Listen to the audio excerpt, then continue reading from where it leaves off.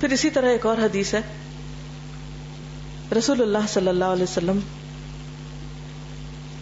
فرماتے ہیں کہ جس شخص نے نیکی کرنے کا ارادہ کیا کہ کوئی کام کرے گا اچھا، لیکن عمل نہیں کر سکا، کسی اور نے کر لیا. مثلاً آپ کے سامنے کوئی پیشنٹ آیا، آپ سوچتے اچھا میں اس کو اٹینڈ کرتا ہوں، لیکن اتنے میں کوئی اور پہنچ گیا، اس نے اٹینڈ کر لیا. تو یہ جو آپ کی صرف سوچ تھی کہ میں اس کی خدمت کروں گا یا میں یہ دیکھوں گا، تو اللہ تعالیٰ اس کے لیے پوری ایک نیکی لکھ لیتا ہے صرف سوچنے پر. اور اگر اس نے نیکی کر کے عمل بھی کر لیا تو 10 نیکیاں، 10 سے لے کر 700 گنا تک. اور جس شخص نے برائی کا ارادہ کیا اور اس پر عمل نہیں کیا تو اللہ تعالیٰ اس کے لیے ایک نیکی لکھ لیتا ہے.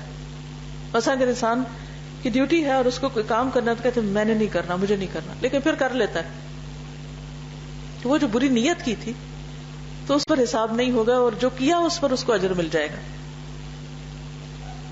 اور اگر نیت کر کے عمل بھی کر لیا تو پھر کیا ہوگا؟ اس کا اجر، یعنی اچھی نیت کر کے عمل کر لیا تو اجر 700 گنا تک جائے گا. اور اگر برائی کا ارادہ کیا اور عمل نہیں کیا تو بھی اللہ تعالیٰ اس کے لیے نیکی لکھ لے گا. اور نیت کر کے عمل بھی کر لیا تو اس کے لیے ایک برائی لکھے گا، یعنی اگر اس نے نیت کی پھر بری نیت پر ہی رہا تو ایک برائی لکھے گا. تو اس سے بھی آپ اندازہ کر سکتے ہیں کہ نیت جو ہے وہ کتنی پاورفل چیز ہے کہ انسان کے لیے عمل کے بغیر بھی باعث اجر ہے اگر وہ سچی نیت ہے. اسی لیے ایک بار نبی صلی اللہ علیہ وسلم اپنے صحابہ کے ساتھ ایک غزوے سے واپس لوٹ رہے تھے، تو آپ نے فرمایا کہ مدینہ میں کچھ لوگ ہیں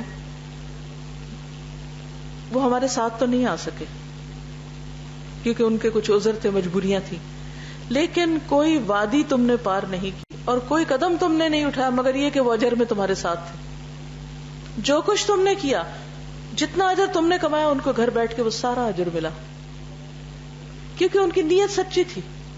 وہ بھی تمہارے ساتھ آنا چاہتے تھے لیکن ان کے پاس سواری نہیں تھی، ان کے پاس وسائل نہیں تھے، ان کے پاس اسباب نہیں تھے، وہ آ نہیں سکے، لیکن اجر ان کو ان کی نیت کی وجہ سے ملا. تو اس لیے ہمیں ہمیشہ بگ تھنک کرنا چاہیے، نیکی کے اچھے اچھے کام اور بڑے بڑے کاموں کے بارے میں سوچتے رہنا چاہیے، اور حرص رکھنی چاہیے کہ میں یہ بھی کر لوں اور یہ بھی کر لوں اور یہ بھی کر لوں. اور اگر وہ ہو گئے تو بہت اچھا، اور اگر نہیں کر سکے تو بھی اجر کہیں نہیں جائے گا، کیونکہ اللہ تعالیٰ کے خزانے بہت وسیع ہیں. اور جیسے کہ شروع میں بات ہوئی تھی کہ انسان کے کام میں کوالٹی آ ہی نہیں سکتی جب تک کہ کوئی کام اللہ کے لیے نہیں ہوتا. اسی طرح صدقہ خیرات، اگر انسان کسی جگہ مال خرچ کرتا ہے اور پھر ریاکاری کرتا ہے، دکھاوا کرتا ہے، شہرت چاہتا ہے، لوگوں میں سخی مشہور ہونا چاہتا ہے، تو اللہ کے ہاں اس کا کوئی اجر نہیں. قرآن مجید میں اللہ تعالیٰ فرماتے ہیں یا ایھا الذین آمنوا لا تبطلوا صدقاتکم بالمن والأذى کالذی ينفق مالہ رئاء الناس ولا یؤمن باللہ والیوم الآخر فمثلہ کمثل صفوان علیہ تراب فأصابہ وابل فترکہ صلدا لا یقدرون علی شیء مما کسبوا واللہ لا یہدی القوم الکافرین.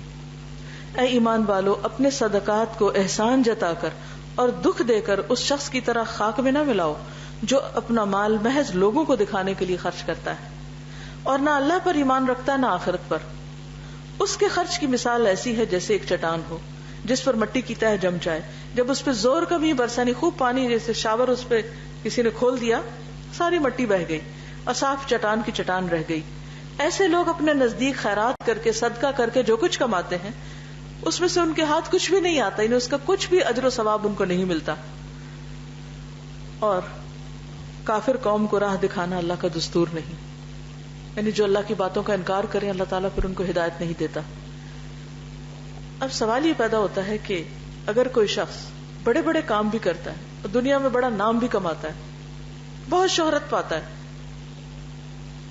اپنے نام سے اسپتال بنواتا ہے یا مسجدیں بنواتا ہے یا پھر کوئی بھی ایسا کام کرتا ہے، لیکن مقصد کیا ہے؟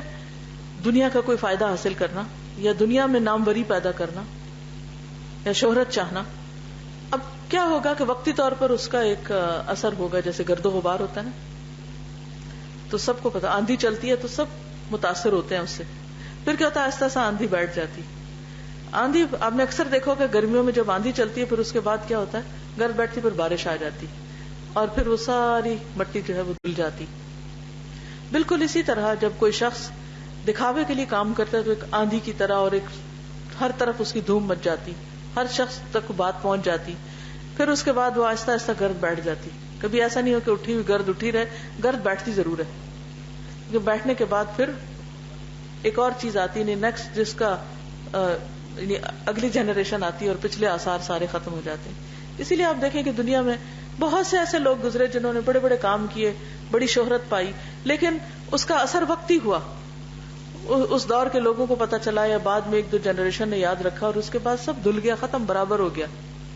بعض اوقات آپ نے دیکھا کہ لوگوں کے ناموں کی تختیاں لگتی ہیں اور مثال کے طور پر اس میں نام لکھے ہوتے ہیں کہ فلاں شخص نے فلاں سن میں ایسا اور ایسا کارنامہ کیا. بعد کے لوگ آتے ہیں اس نام کو پڑھتے ہیں، انہیں اس نام سے کیا دلچسپی. مثلا کوئی فرزانہ نسیم نے اتنی ڈگری حاصل کی یا ایسا اور ایسا، ناموں کے ساتھ بہت کچھ لکھا ہوتا ہے، لگا ہوتا ہے. کبھی پلیٹیں لگی ہوتی ہیں لوگوں کے ناموں کی یا تختیاں لگی ہوتی ہیں، یا بعد میں آنے والوں کو جنہوں نے کبھی اس شخص کو دیکھا نہیں انہیں اس سے کیا دلچسپی. اس پہ مٹی پڑ جاتی ہے اور اس کے بعد اگلا آتا ہے اسے اکھاڑ کے پرے پھینکتا ہے، بات ختم. کوئی چیزیں رل رہی ہوتی، کھل رہی ہوتی. اس لیے ہمارے دین نے یہ جو ہمیں بنیادی تعلیم دی ہے کہ سب سے پہلے اپنی نیتوں کو اللہ کے لیے خالص کرو، چاہے نماز پڑھو، چاہے صدقہ خیرات کرو، چاہے انسانوں کی خدمت کرو. اگر تم اللہ کی خوشی کے لیے کام کرو گے تو ہی وہ عبادت قرار پائے گا، اور اگر کوئی اور مقصود ہے یا مطلوب ہے تو اس سے تمہیں بس وقتی فائدہ تو ہوگا لیکن آخرت میں اس کا کچھ بھی اجر نہیں ملے گا. تو اللہ تعالیٰ سے دعا ہے کہ اللہ تعالیٰ ہمیں عمل کی توفیق عطا فرمائے. وآخر دعوانا ان الحمد للہ رب العالمین. اگر آپ کے کوئی کوشچن ہو تو آپ کر سکتے ہیں. احساس دلانا اور احسان جتانا. احساس دلانا پازیٹو ہوتا ہے، احسان جتانا نیگیٹو ہوتا ہے. احسان جتانے میں دکھ دینا ہوتا ہے اور احساس دلانے میں دوسرے شخص کا ضمیر بیدار کرنا مطلوب ہوتا ہے کہ وہ اپنی ذمہ داری کو سمجھے اور اپنے کام کو پراپر طریقے سے کرے. مثال کے طور پر جب ہم اپنے بچوں کو اپنے کچھ احسانات یاد دلاتے ہیں، مثلا ماں کہتی کہ دیکھو تمہارا باپ کتنی محنت کرتا ہے اور کتنی تکلیف اٹھا کے سارا دن کام کر کے تمہارے لیے کما کے لاتا ہے، تمہاری اسکول کی فیسیں دیتا ہے اور تم کچھ بھی نہیں پڑھتے اور فیل ہو رہے ہو. تو یہ کیا ہے؟ یہ احساس دلانا ہے تاکہ وہ بچہ پڑھ لے. احسان جتانا مقصود نہیں ہے. احسان جتانا کیا ہے کہ انسان ایسی باتیں کرے کہ جس سے دوسرے کو تکلیف پہنچے. ٹیز کرنا، ٹارچر کرنا مقصود ہو، اپنی فرسٹریشن دور کرنا مقصود ہو اور نتائج کی پرواہ نہ کی جائے. جو احساس دلانا ہوتا ہے نا، اس میں انسان اسی حد تک بات کرتا ہے جس سے مقصد حل ہو جائے، اس سے آگے نہیں جاتا، غیر ضروری باتیں نہیں کرتا. انداز بھی مثبت ہوتا ہے. انداز میں کسی کو ٹارچر کرنا یا ٹیز کرنا یا ٹونٹ کرنا مقصود نہیں ہوتا، اس میں دوسرے کے ضمیر کو جگایا جاتا ہے. جبکہ احسان جتانے میں دوسرے کو ذلیل کرنا، لیٹ ڈاؤن کرنا، ٹارچر کرنا، ٹونٹ کرنا، تکلیف دینا، یہ سب چیزیں آتی. اور اگر کوئی بات ہو جی آپ کچھ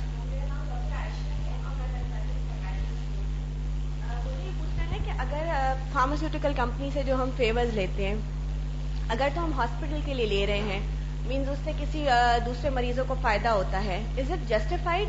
اور دوسرا یہ کہ جو میڈیسن میں ہم لوگ لکھ رہے ہیں اور آلریڈی ہمیں پسند ہے، مطلب اس سے دوسروں کو فائدہ ہو رہا ہے، اور پھر ہم کوئی فیور لیتے ہیں، لائک اگر وہ ہمیں کانفرنس میں لے کے جا رہے ہیں یا ہمیں فیئر دیتے ہیں اور ہم کانفرنس میں اس نیت سے جا رہے ہیں کہ وہاں سے ہم کچھ سیکھ کے آئیں گے اور اس سے مریضوں کو فائدہ ہوگا، تو وہ جسٹیفائڈ ہے کہ جی؟ دو چیزیں ہیں اس میں. انسان کا ضمیر اس کو بہت اچھی طرح گائیڈ کرتا ہے خود، کہ مثلاً آپ کے سامنے دو میڈیسنز ہیں اور آپ دونوں کے بارے میں جانتے ہیں کہ یہ زیادہ افیکٹو ہے اور یہ کم ہے، لیکن جو کم ہے اگر آپ صرف اس لیے اٹھا رہے ہیں زیادہ بہتر کی بنسبت کہ اس سے مجھے فائدہ ہے، اس کو ریکمینڈ کرنے میں مریض کو فائدہ کم ہے، تو یہ غلط بات ہے. اگر کوئی ایسی دوا ہے کہ جس میں مریض کا بھی فائدہ اور میرا بھی فائدہ تو اس میں کوئی حرج نہیں ہے. کیونکہ انسان ایک محنت کر رہا ہے, کوشش کر رہا ہے, تو وہ جسٹیفائڈ ہوگا. السلام علیکم. بعض اوقات ٹیسٹ ہوتے ہیں کہ جو انڈیو لکھ دیے جاتے ہیں, ایک روٹین میٹر ہوتا ہے ہاسپٹل کا کہ جی لکھنے ہی لکھنے ہیں, جو کہ مریض کو ضرورت بھی نہیں ہوتی, تو اس سلسلے میں پھر کیا ہے؟ جی ہاں, اس میں بھی پھر وہی بات ہے کہ ہمارے دین میں ایک امانت کا ایک کانسیپٹ ہے. اور امانت کیا چیز ہے کہ انسان کا وہ عمل جس کو کرنے کے بعد اس کو امن نصیب ہو, چین ہو, اطمینان ہو, اس کا ضمیر پرسکون ہو. یہ امانت عبادات میں بھی ہے.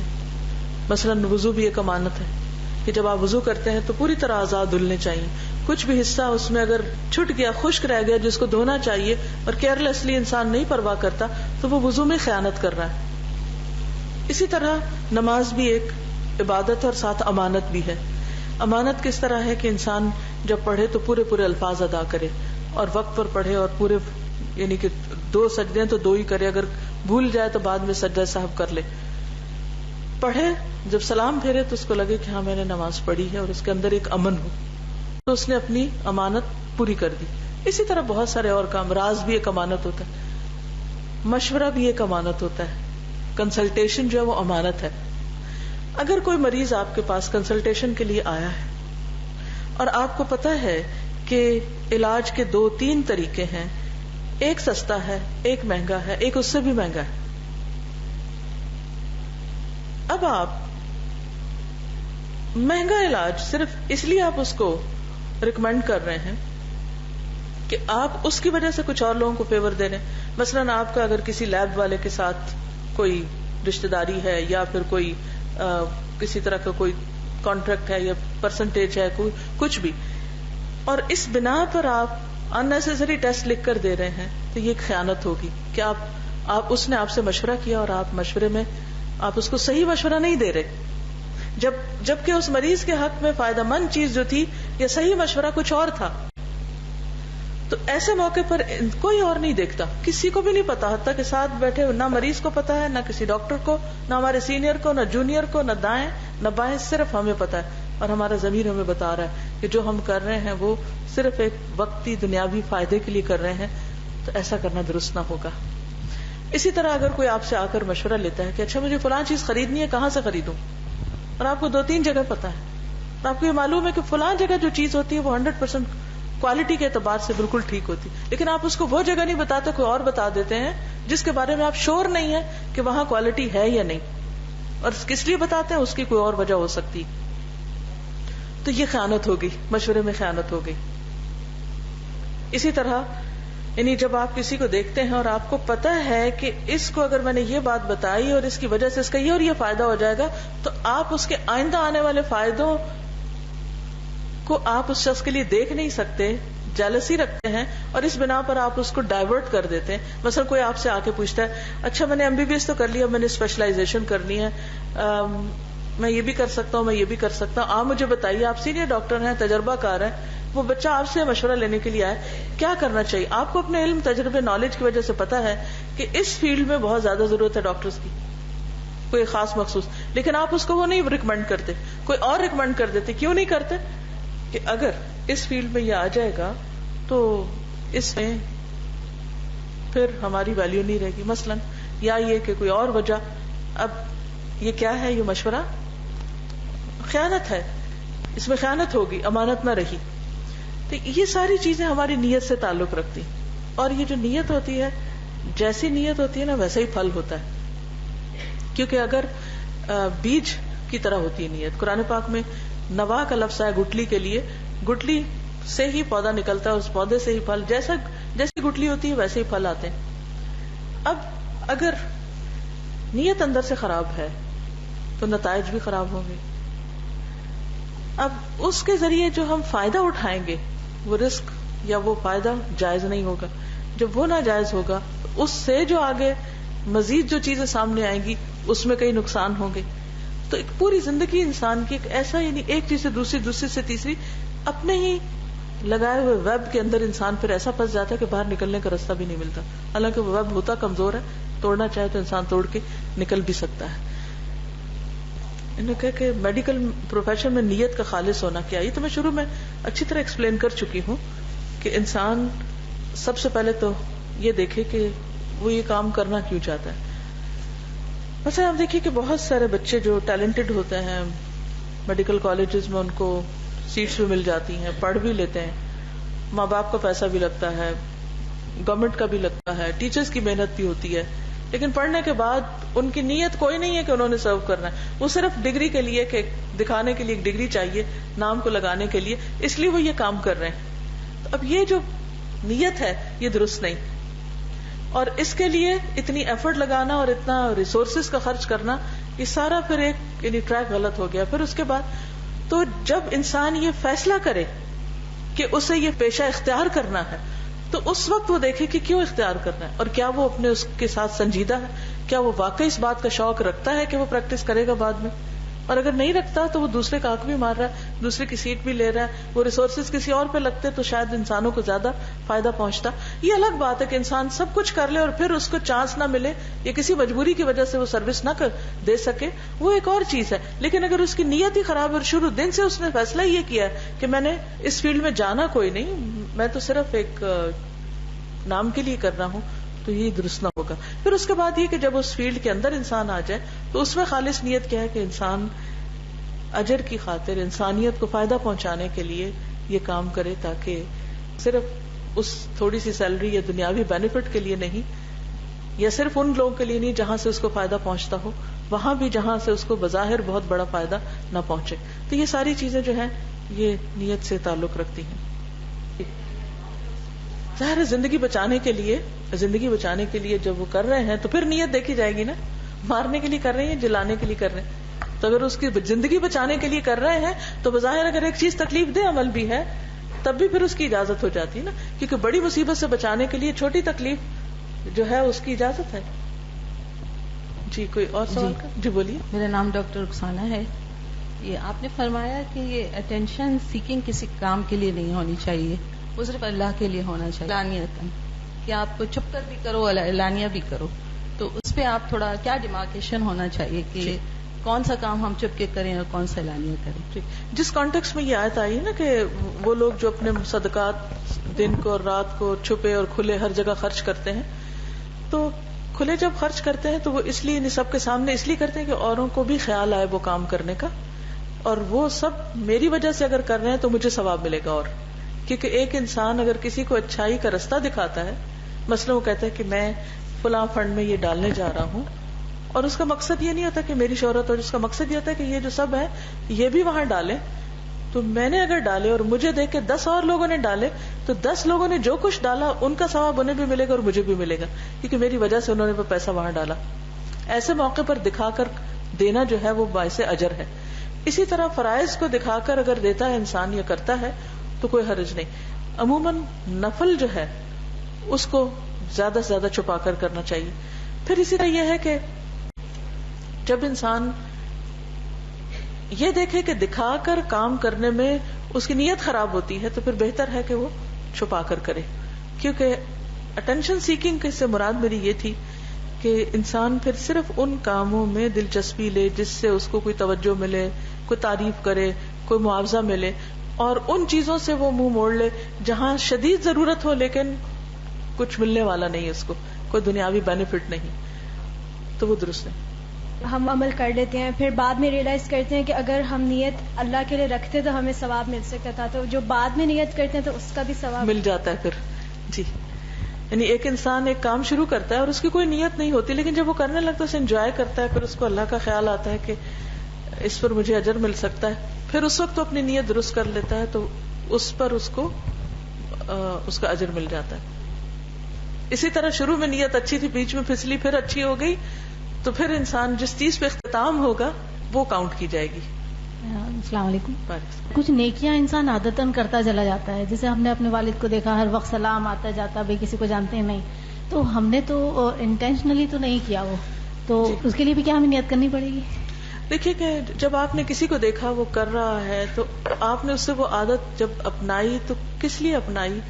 صرف اس لیے کہ لوگ پھر تعریف کریں گے تو وہ ٹھیک نہیں. لیکن اگر یہ نہیں ہے اور انسان یہ کرتا ہے تو ہر چیز کے پیچھے ہمارے بیک آف مائنڈ کچھ نہ کچھ تو ہوتا ہی ہے, تو وہیں پر ہی اس کو درست کرنے کی ضرورت ہوتی ہے. وہ چیز ہم نے بچپن سے دیکھی, لہٰذا ہم نے اس کو اڈاپٹ کر لیا. جی ٹھیک ہے, اب مزید ہم کرتے ہیں تو لوگ یہ نہ سمجھیں کہ بھائی ہم تو جواب نہیں دیتے مگر ان کی یا تو چھڑا رہی ہیں ہم کو, حالانکہ اللہ جانتا ہے کہ ایسا کچھ نیت نہیں ہوتی ہے. ہاں تو بس ٹھیک ہے, ایک اچھی نیت ہے, لیکن پھر بھی اس کو کانشیسلی, اگر یعنی کہ ہر وقت انسان بہت ہی کانشیس رہے, لیکن اگر کانشیسلی ایک دفعہ کوئی چیز پڑھتا ہے, دیکھتا ہے, سنتا ہے, اور اس وقت سوچتا ہے, ارادہ کر لیتا ہے کہ آئندہ سے میں بھی ایسا کروں گا. ویسے کسی کو کوئی اچھا کام کرتے ہوئے دیکھتا ہے تو انسان سوچتا ہے کہ اب میں بھی یہ کروں گا, اور اس کے دل میں ایک دفعہ خیال آ گیا کہ میں اللہ کے لیے کروں گا. اب اس کے بعد جب وہ جا رہا ہے تو اس وقت اگر اس کے ذہن میں وہ لکھا ہوا نہیں آ رہا کہ میں یہ کام اللہ کے لیے کرنے جا رہا ہوں تو کوئی بات نہیں, لیکن جب اس نے سوچا تھا فرسٹ ٹائم, مثلا حج پہ آپ جا رہے ہیں, آپ نے اس وقت نیت کی, ارادہ کیا اللہ کے لیے جا رہا ہوں.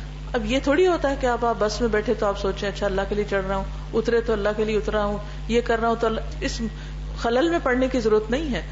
مطلب یہ ہے کہ جب آپ ایک کام شروع کر رہے ہیں اور اس وقت آپ کا قبلہ درست ہو گیا, جیسے نماز میں قبلہ درست کر لیتے ہیں نا آپ کہ اس طرف ہے بس, اور اس وقت ہر وقت تھوڑی آپ سوچتے رہتے ہیں کہ اچھا میں قبلے کی طرف منہ کر رہا ہوں, قبلے کی طرف. تو نیت بھی بس ایک دفعہ اس خیال کا آنا, پھر آپ عمل شروع کر دیتے ہیں, پھر ہر وقت دماغ میں یہ کھچڑی نہ بھی پکے تو اس سے کوئی فرق نہیں پڑتا.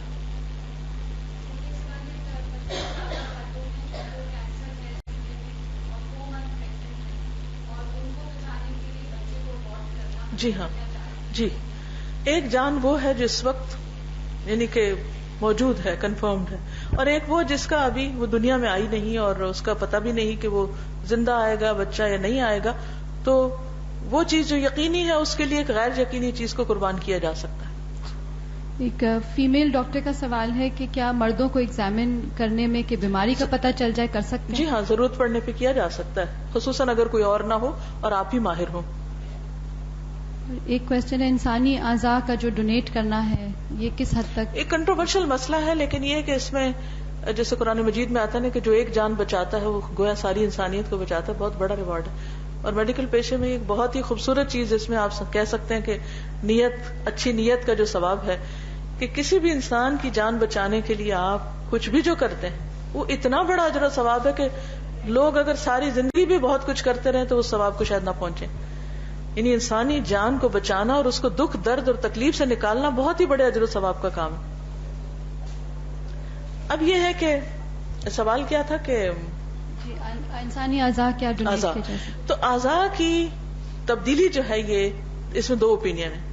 ایک تو یہ ہے کہ جائز اور ایک ہے ناجائز. جو کہتے ہیں جائز اور جس کی طرف میرا اپنا دھیان ہے وہ یہ ہے کہ انسانی جان بچانے کے لیے ہو لیکن کسی اور کی جان قربان کر کے نہیں. یعنی یہ نہیں کہ ایک اور کو مار کے جس کی قیمت کم ہے.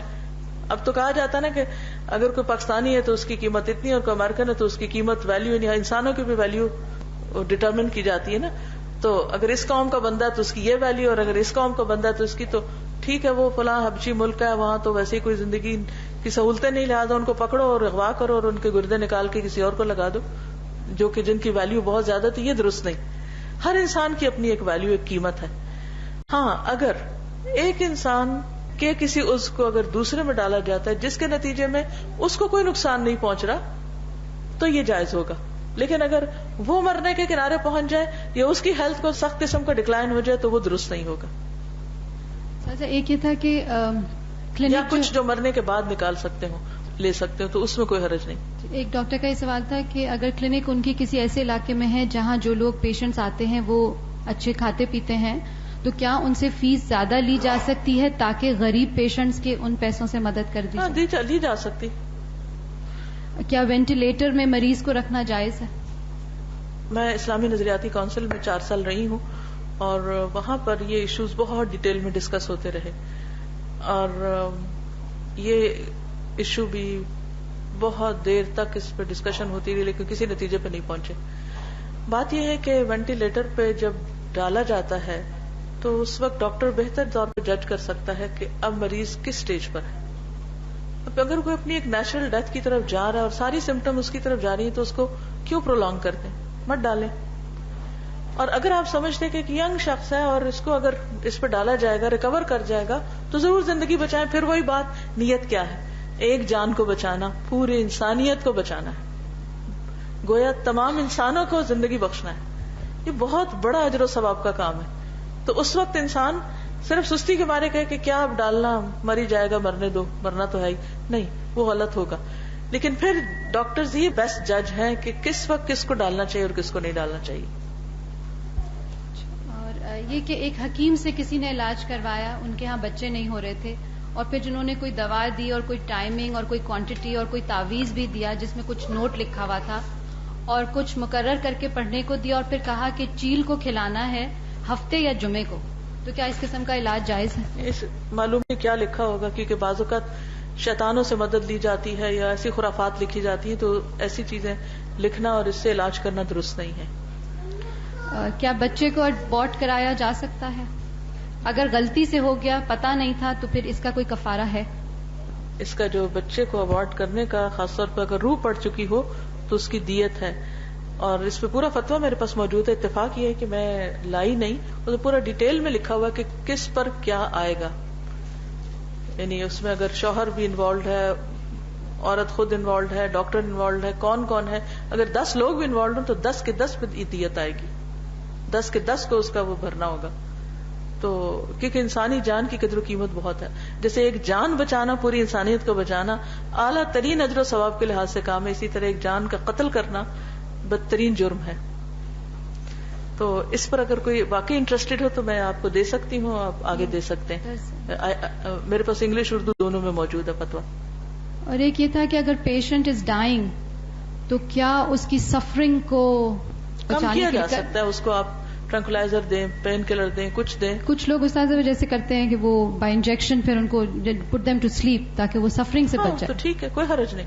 And one sleep is putting them to sleep that they. دیکھیں وہ ہم ان سے زیادہ ہم خود پیس میں ہو جاتے ہیں کہ ہم دیکھتے نہیں ہیں سفرنگ.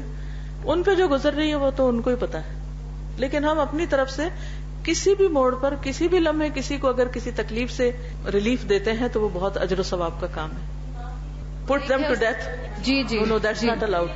ایسا ہے کہ اگر کوئی شخص فوت ہو رہا ہے اور اس کو آپ جلدی کرنے کے لیے مار دیتے ہیں تو یہ الاؤڈ نہیں ہے, اس کی اجازت نہیں ہے. اس کی ایک شخص میدان جنگ میں زخمی ہو گیا اور اتنے زخم تھے کہ تکلیف بہت تھی, تو اس نے کیا کیا, تلوار کو اپنے اندر مارا اور اپنی جان نکال لی. تو آپ نے اس کو خودکشی کا کیس قرار دیا اور اس کو شاید اس کا جنازہ نہیں پڑا یا اس کے لیے دعائے بخشش نہیں کی, اور مجھے پراپرلی یاد نہیں. لیکن یہ ہے کہ کسی نے کہا وہ شہید ہے, تو آپ نے کہا نہیں وہ شہید نہیں ہے کیونکہ اس نے جلدی کی, یعنی خود کو مار لیا. تو اپنے لیے بھی اور کسی کے لیے بھی اس کو انجیکشن کے ساتھ ختم کرنا درست نہیں ہے. جانور کو تو ویسے بھی مار سکتے ہیں, کل کر سکتے ہیں, گولی مار سکتے ہیں, کچھ جانور کی زندگی تو جانور کی, لیکن انسانی زندگی اور انسانی جان کی قیمت. جہاں غریب پیشنٹس آتے ہوں تو وہاں پر آپ دے سکتے ہیں, بس وہ ڈیزرونگ ہو. ضروری نہیں کہ ایک ایک مریض کے ہاتھ میں دی جائے. اگر کٹھی دوائیاں لا کے آپ نے رکھ دی جو آپ کو یقین ہے کہ وہ صرف مستحق غریبوں کو ہی دی جائیں گی, اس میں سے کوئی اور نہیں لے گا, تو وہ ہو جائے گی. اونرشپ ضروری نہیں. سوال تھا کیا لڑکیاں اعلیٰ تعلیم حاصل کرنے کے لیے بیرون ملک جا سکتی ہیں؟ کوئی محرم ہو تو جا سکتی. سوال یہ پیدا ہوتا ہے کہ کیوں منع کیا گیا ہے؟ ان کو پروٹیکٹ کرنے کے لیے منع کیا گیا نا. تو اگر کہیں پر پروٹیکشن کا آپ کے پاس انتظام ہے تو ٹھیک ہے. جی السلام علیکم. جی میں یہ پوچھنا چاہ رہی تھی کہ جیسے ہماری کچھ چیریٹی آرگنائزیشنز وغیرہ ہوتی ہیں اور ہم اس میں ہم ڈونیشنز بھی لیتے ہیں اور ہم زکوٰۃ بھی الگ سے لیتے ہیں, اور ہم اکاؤنٹس بھی اپنے دونوں کے الگ الگ رکھتے ہیں کہ ہمارا چیریٹی اکاؤنٹ الگ ہے اور زکوٰۃ اکاؤنٹ. لیکن اس میں بھی کبھی کبھی مکسنگ ہو جاتی ہے کہ جیسے ہم نے اب زکوٰۃ کا اکاؤنٹ رکھا ہے, اب ہمیں یہ ڈفرینشیٹ کرنا بہت مشکل ہوتا ہے کہ جیسے سول ہاسپٹل ہے وہاں پر اتنا ٹرن اوور ہوتا ہے کہ ہم یہ جج کرنا مشکل ہوتا ہے کہ کون سا مسلم ہے کون نان مسلم ہے. تو اس کیس میں ہمارا پھر یہ اکاؤنٹس کا جو ہم الگ الگ, تو ہماری نیت اس میں کیا ہوگی؟ ہم نیت تو ہم اپنی صحیح کر رہے ہیں کہ ہم اکاؤنٹ الگ الگ کر دے رہے ہیں, لیکن اس میں بھی اگر مکسنگ ہو جاتی ہے تو اس سلسلے میں آپ کیا کہیں گے؟ اس میں یہ ہے کہ اگر تو آپ پروپورشن دیکھیں گے کہ آپ کے پاس کل کتنا ہے, چیریٹی میں کتنا ہے, زکوٰۃ میں کتنا ہے, اور پیشنٹس میں سے مسلم کتنے, نان مسلم کتنے. اگر اس پرسنٹیج کے حساب سے آپ نے خرچ کیا ہے تو نیت بس کر لیجئے کہ ان کے لیے چیریٹی اور ان کے لیے زکوٰۃ ہے تو ٹھیک ہے. یعنی اوور آل آپ حساب کر لیجئے. پھر جی اوور آل ایک بندے کا تو مشکل ہے لیکن اوور آل آپ اپنی پرسنٹیج دیکھ لیجئے کہ پیشنٹس کی پرسنٹیج کیا تھی اور آپ کے جو پاس فنڈز تھے ان کی کیا تھی. کیونکہ اسی وجہ سے ہاسپٹلز وغیرہ کو زکوٰۃ کی ڈونیشنز جو ہے نا اس وجہ سے کم آتی ہیں کہ لوگ یہ سمجھتے ہیں کہ وہاں پر نان مسلمس کی بھی ٹریٹمنٹ ہوتی ہے تو ہم زکوٰۃ ہم وہاں پر نہ دیں. نہیں تو نیت ہی کی بات ہے کہ آپ اس میں نیت کر لیں کہ یہ جو ہم خرچ کر رہے ہیں مسلمس پر وہ زکوٰۃ میں سے ہے اور دوسروں کے لیے باقی چیریٹی میں سے. جزاک اللہ خیر. امام صاحب وغیرہ مطلب بہت نیک آپ کو پتا ہو کہ امام مسجد ہے اور کوئی ایسا شرک ورک کا وہ نہ ہو اور تھوڑی بہت جیسے مدد لینے کو دل چاہے لیکن اس کے بعد وہ بات بھی ہے کہ شرک اور آپ کا اپنا رابطہ اللہ سے اتنا ہوتا ہے کہ آپ کو محسوس ہو کہ ہم مطلب خود بھی اگر اللہ کو پکاریں گے تو ہو جائے گا کام. کیا وہ بھی شرک میں ہوگا؟ نہیں, مدد لینا شرک میں نہیں ہوگا لیکن وہ حدیث یاد رکھیے نبی صلی اللہ علیہ وسلم نے فرمایا کہ میری امت کے 70,000 لوگ بغیر حساب کے جنت میں جائیں گے, یعنی ان کو کوئی روکے گا نہیں, سیدھے چلے جائیں گے. ان میں سے وہ لوگ بھی ہوں گے کہ لا یسترقون, جو کسی سے اس طرح کی مدد طلب نہیں کرتے. ٹھیک ہے, یہ جو جس مدد کا آپ ذکر کر رہے ہیں, لا یسترقون یعنی کسی سے روپیہ کرواتے نہیں ہیں, خود پڑھ لیتے ہیں. نبی صلی اللہ علیہ وسلم نے ہم کو سارے اذکار بتائے ہیں, خاص طور پر کسی کے پاس اس غرض سے نہیں جاتے. قرآن و سنت میں سارے علاج موجود ہیں. لیکن پھر بھی ہم اگر اپنے کو اس قابل نہ پاتے ہوں, ظاہر اتنی اہلیت, دیکھیے جس کا جو لا الہ الا اللہ پڑھتا ہے نا وہ اس قابل ہے, اور وہ بندہ اس قابل ہے کہ اللہ کو پکارے اور دعا کرے اور ذکر پڑھے, جو بھی اللہ کو ایک مانتا ہے. کیونکہ جو بھی اس فیلڈ میں ہوتے ہیں نا وہ شو تو یہی کرتے ہیں کہ ہم اللہ والے ہیں اور ہم شرک نہیں کرتے. اور ہم کیوں نہیں اللہ والے, ہم کسی غیر اللہ والے ہیں, ہم بھی اللہ والے ہیں سب. ہم بھی صرف ایاک نعبد و ایاک نستعین کا مطلب یہی ہے, صرف تیری ہم عبادت کرتے ہیں, صرف تجھ سے مدد مانگتے ہیں. بیوہ مطلب ابھی اصل میں ان کے ساتھ یہ کیس ہوا ہے, ہسبینڈ کی ان کی ڈیتھ ہوئی ہے, تو یہ جاننا چاہتی ہیں کہ لوگ ان کی ہیلپ کرتے ہیں اور مطلب الحمدللہ یہ اپنے آپ کو شاید اس قابل پاتی ہوں کہ اگر ان پہ زکوٰۃ مطلب اب یہ دیں یا نہ دیں. جو ڈیوز وغیرہ ملے ہیں اور وہ ہیں, لیکن ابھی منتھلی کوئی ایسی انکم کا وہ نہیں ہے اور دوسرے ہی وہ کر رہے ہیں مدد, تو کیا مجھ پہ زکوٰۃ وہ ہوگی جو میرے شوہر کے مطلب ڈیوز وغیرہ ملے ہیں اس پر میں؟ اگر وہ 7.5 تولے سونے کے برابر ہے تو پھر زکوٰۃ ہوگی, اور اس پر 1 سال بھی گزر گیا. ایک لڑکی شادی سے پہلے خود کماتی ہے تو کیا اس کو والدین کو دینا ہوگا یا وہ ساری انکم خود رکھ سکتی ہے؟ خود رکھ سکتی ہے ساری, اور شوہر کو بھی دینے کی ضرورت نہیں, خود رکھ سکتی ہے. جو کوئی کماتا ہے, قرآن پاک میں آتا ہے لہا ما کسبت, کیا مطلب ہے اس کا؟ اسی کے لیے ہے جو اس نے کمائی کی. ٹھیک ہے, تو وہ اس کا حق ہے, وہ خود رکھ سکتی. لیکن انسان اپنے قرآن پاک میں یہ بھی آتا ہے وہ بھی اموالہم حق للسائل والمحروم, ان کے مالوں میں حق ہے سوالی کا, محروم کا. آس پاس کے رشتہ داروں کا بھی حق ہوتا ہے, ماں باپ کو بھی انسان خوش کرتا ہے. مال اس لیے نہیں ہوتا کہ صرف جمع ہی کرتے جائیں, مال اس لیے ہوتا ہے کہ اس سے دنیا اور آخرت کی ضروریات پوری کی جائیں. نام لینے کی ضرورت نہیں ہے, جنرل دعا ہی کافی ہو جاتی. جی ہاں, چلیے آپ سب کو بہت شکریہ. یہ کتاب میں خاص طور پر آپ لوگوں کے لیے ریکمینڈ کروں گی کیونکہ آپ ماشاءاللہ اس فیلڈ میں ہیں جو لوگوں کے علاج کرتے ہیں اور ان کو شفا حاصل کرنے میں مدد دیتے ہیں. تو یہ دوائے شافی بہت ہی زبردست کتاب ہے انسانی دلوں کے امراض, کیونکہ بہت سے مرض خصوصاً ڈپریشن اور اس طرح کی چیزیں جو ہیں وہ انسان کے دل سے شروع ہوتی ہیں, اور دل پر کچھ چیزوں کا بوجھ ایسا ہوتا ہے کہ وہ مختلف جسمانی بیماریوں کا بھی سبب بن جاتی ہیں اور روحانی بیماریاں بھی.